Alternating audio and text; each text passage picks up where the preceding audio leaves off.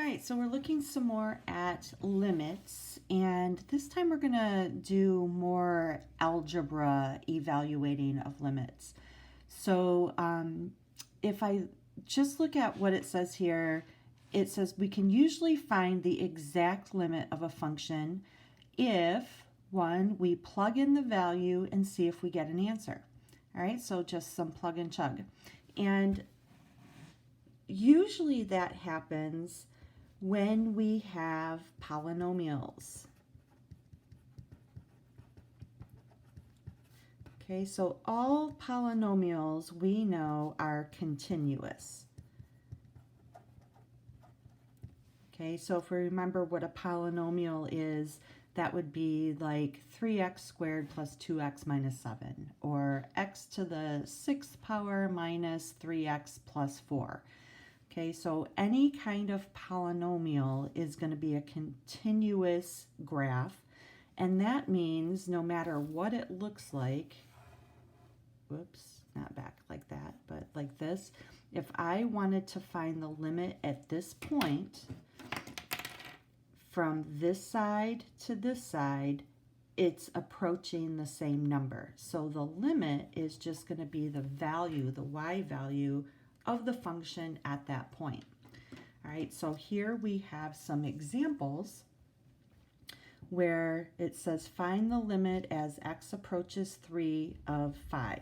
Well, in this case, our function f of x is 5. That means I have a vertical line, horizontal line at 5.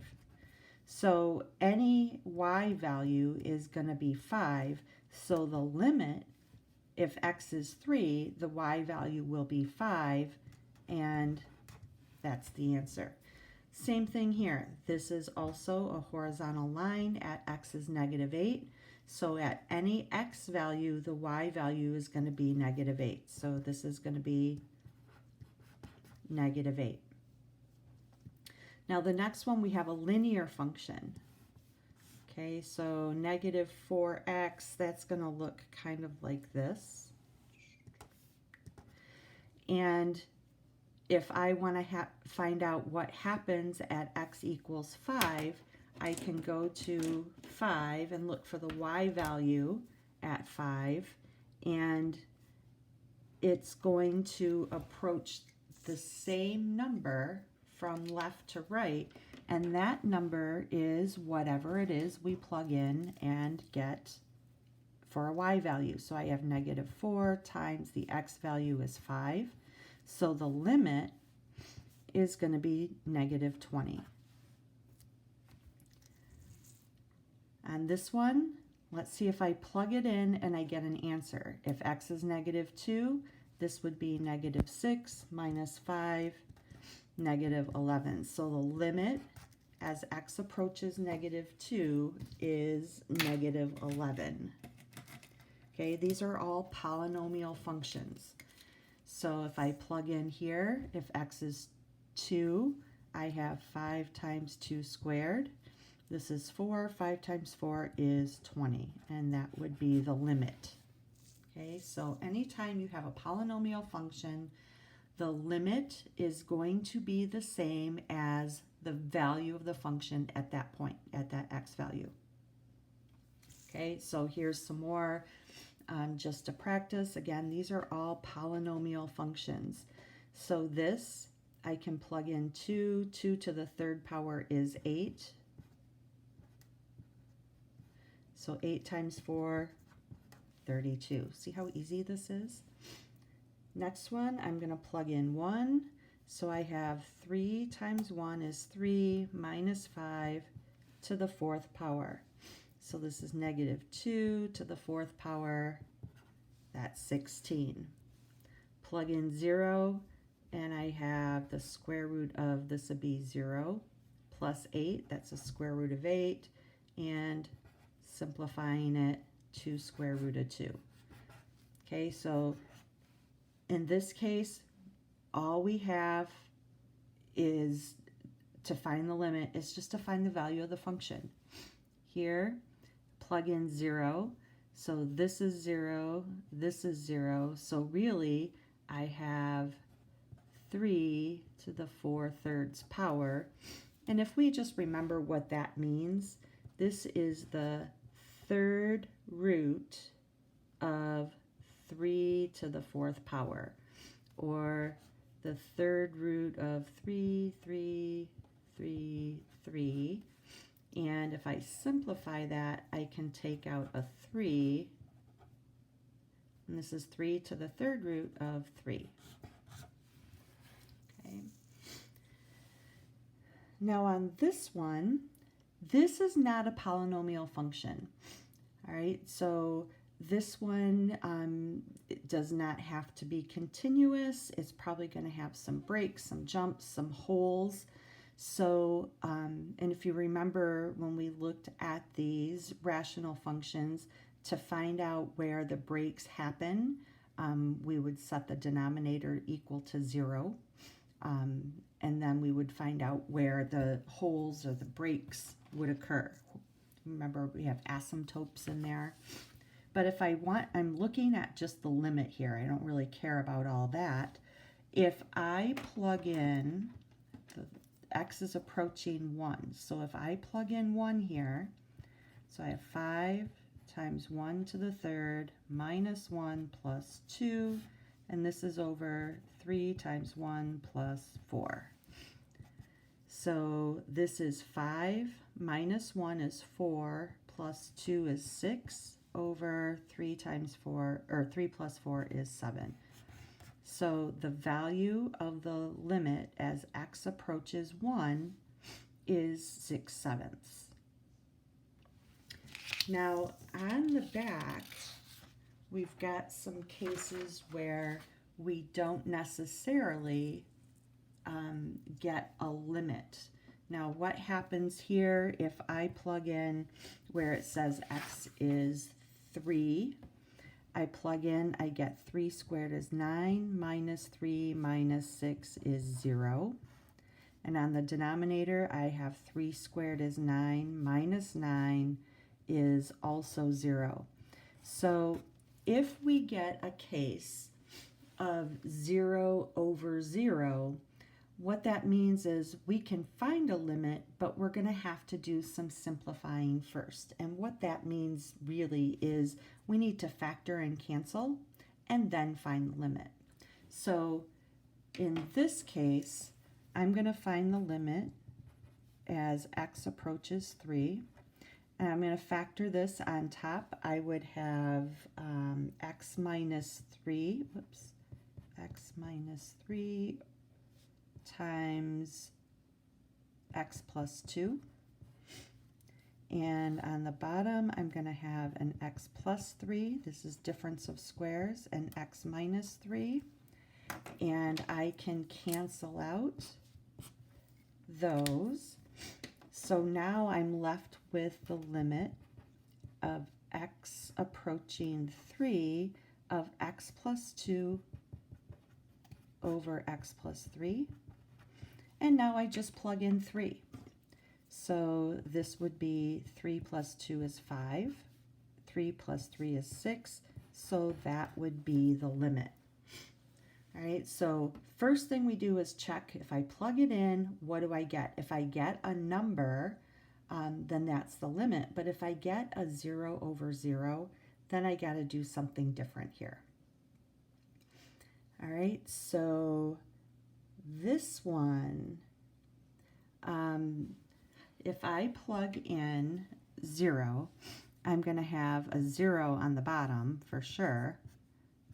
And then I have 5 times 0 is 5.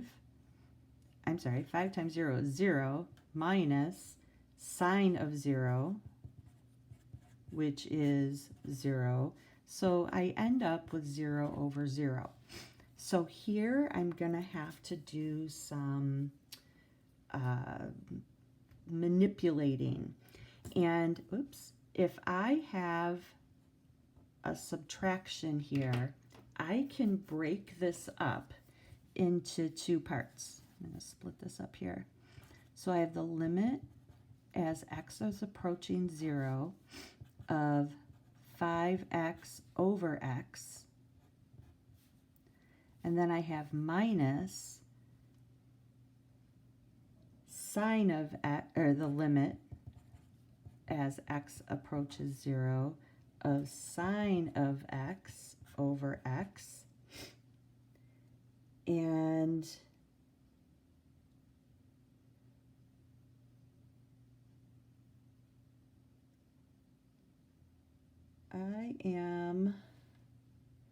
I'm looking at something that I'm not understanding here. So sine of x over x is, I can factor out the x. So this is going to give me 5.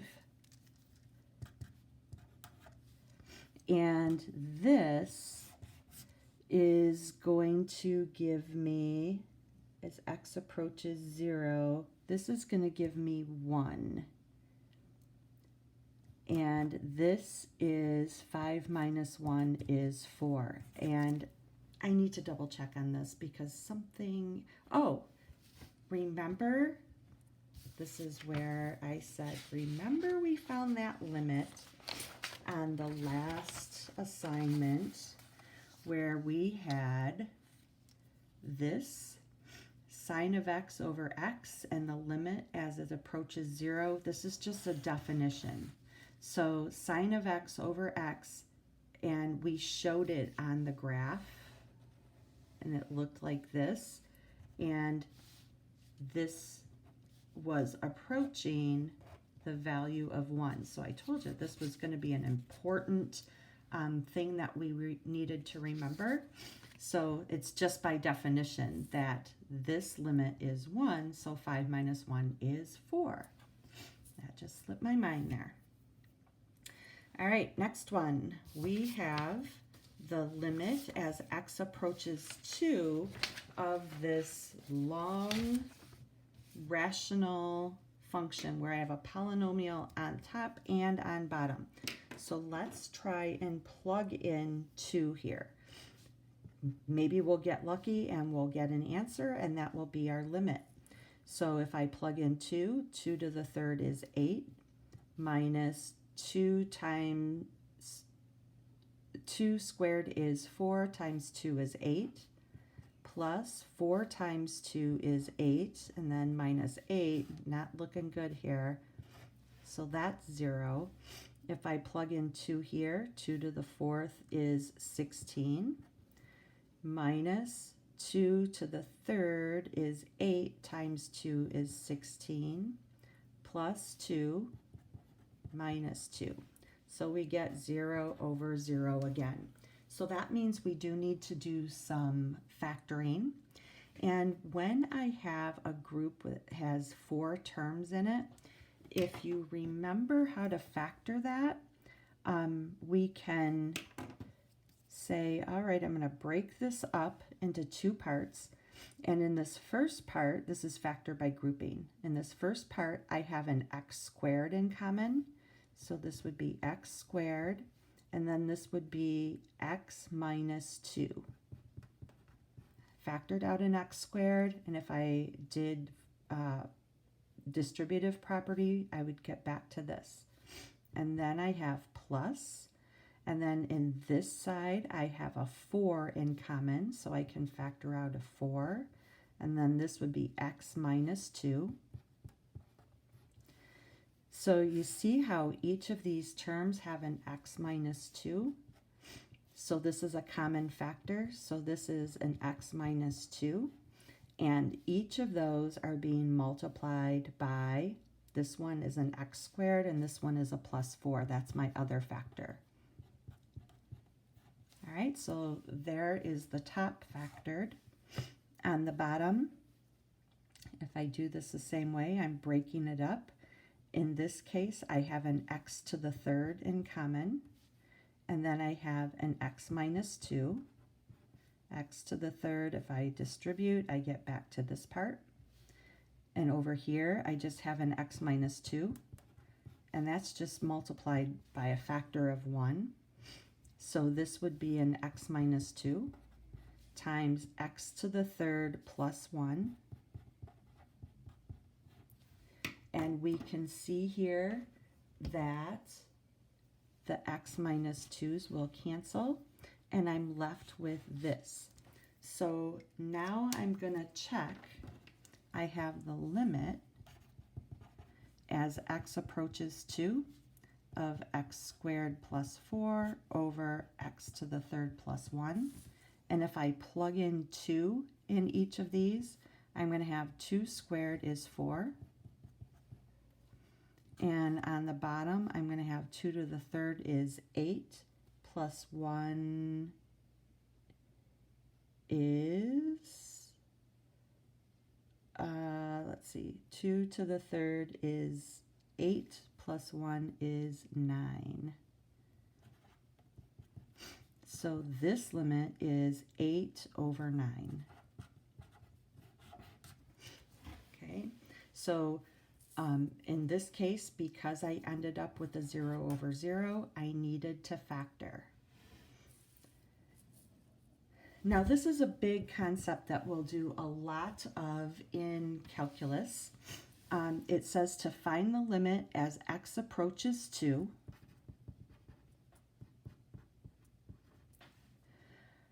of the average rate of change of this function. And I'm going from 2 to x. All right, so I have a formula. Now, average rate of change, this is just slope. Okay, so we're finding the slope of this function, basically, between x is 2 and x is some number. So we have a formula, and we know that slope is change in y over change in x. So my formula for this is going to be f of x minus f of 2 over, in this case it's 2. Normally it's going to be c. Whatever this number is here is the number that's going to go in here. And then I'm going to have on the denominator x minus whatever this number is. So here I'm going to take my function f of x, so it's x squared plus 3x, and then I'm going to subtract the value of the function at x is 2. So if I plug in 2, 2 squared is 4, and 2 times 3 is 6, and that would give me 10. And that's what I have on top. Now on bottom, I'm going to have x minus whatever this number is. So in this case, it's x minus 2. So if I were to plug in 2 here, I'm going to get a 0 on my denominator, so I'm not going to get a limit there. So probably what I need to do here is do some factoring and canceling. So this is going to be the limit as x approaches 2. Now I'm going to factor this. So I'm going to have x plus 5 and x minus 2. Isn't it nice how the x minus 2's are going to cancel here? So if I do cancel them and I plug in 2, because this is the limit of x approaches 2 of x plus 5. If I plug in here 2, there we go, x approaches 2, plug in 2, and I get 7. All right, so this is the same thing as the average rate of change. Okay, this again is a huge concept in calculus. So in your assignment, when we're looking at the average rate of change, use this formula, f of x, and that's just whatever the function is. Then you're going to subtract whatever, you're going to plug in whatever this number is here, and plug that number in, get a value, and then x minus that number, and you'll probably have to do some factoring and canceling. Okay, so this is really, it's just algebra. We're finding the slope. Okay, so don't let the limit part here fool ya.